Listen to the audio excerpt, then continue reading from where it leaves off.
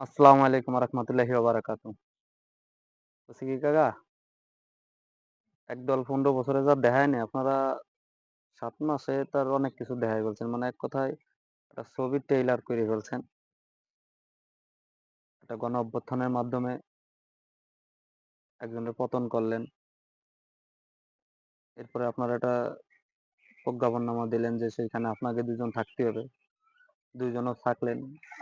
এর ভিতরে অনেক নাটকীয় ঘটনা-মটনা ঘটলো। এই ঘটার মাঝে মানুষ হয়তো খেয়াল করছে এই ঘটার মাঝে কিছু কমন জিনিস দেন। জোর করে আপনাকে 2 রুমে পড়লো। আপনাকে উপরে আবার গাড়ি চাপার আসলো। নানান কাহিনী। মানে যাই হোক, বিগত দিন যারা ছিল তারাই করতেছে ধরলাম। আপনারা পুরো প্ল্যান মাফিক করতেছেন। মানে মুভি যে করবেন তার ট্রেইলার আপনারা দেখাই দিছেন এবং এটা করার পিছনে আপনারা এই যে এখন যে পদত্যাগনামা জমা দিচ্ছেন এবং আগামীতে দল গঠন করবেন।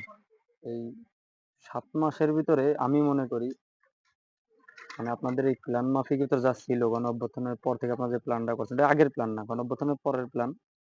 এর ভিতরে মোটামুটি উপদেষ্টা হওয়া বা উপদেষ্টা থেকে পদত্যাগ নেওয়া এবং বিগত 7 মাসে দলের জন্য যেগুলো প্রয়োজনীয় সরঞ্জাম, খেতা কম্বল যাই দরকার আর কি, লাঠি সোটা কন, ব্যানার কন, মানে যাই কন, আমি মনে করি আমার ব্যক্তিগত মতামত সাধারণ নাগরিক হিসেবে, আম পাবলিক হিসেবে, যে এগুলা গোছানো শেষ।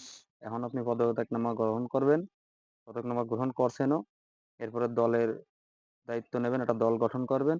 এরপরে বিগত দিনে বাংলাদেশে যেগুলা ঘটে আসতেছে, যে তত্ত্বাবধায়ক সরকার বলেন বা অন্তর্বর্তীকালীন সরকার বা সেনাপ্রধান বলেন, এরা যাই হোক সম্মিলিতভাবে ভাই আপনাদের একটা জায়গায় বসাই দিয়ে তারা চলে যাবে। এটাই, এটুকুই বলতে আসলাম। বিগত দিনে এগুলো আমি হয়ে আসতেছিল, এটাই মনে হইলো আম পাবলিক হিসেবে, এটাই মনে হইলো, তাই আর কি করতে আসলাম। এমন কিছু একটা হতে পারে, অথবা আপনারা প্রধান বিরোধী দল হবেন, অথবা আপনারা সরকার প্রধান হবেন, এটাই। তবে আপনাকে একটা জিনিস ভালো লাগছে, আপনারা ক্ষমতা পেয়ে জোরপূর্বক নির্বাচন দেন নাই, ক্ষমতায় থাকা অবস্থায় বা জোরপূর্বক থাকেন নাই। বিগত দিনে এরকম ঘটনা অনেকবার ঘটছে বাংলাদেশে। এদিক দিয়ে আপনারা সলিড। হুম, যে সরকারি কর্মকর্তা বা সরকারি দপ্তরে থাকা অবস্থায় দল গঠন করেন নাই, বা সরকারি কর্মকর্তা অবস্থায় নির্বাচন দিয়ে সেই নির্বাচনে জয়ী হন। এই জন্য আপনাদের সাধুবাদ জানাই। এটুকুই। আল্লাহ হাফেজ। হ্যাঁ।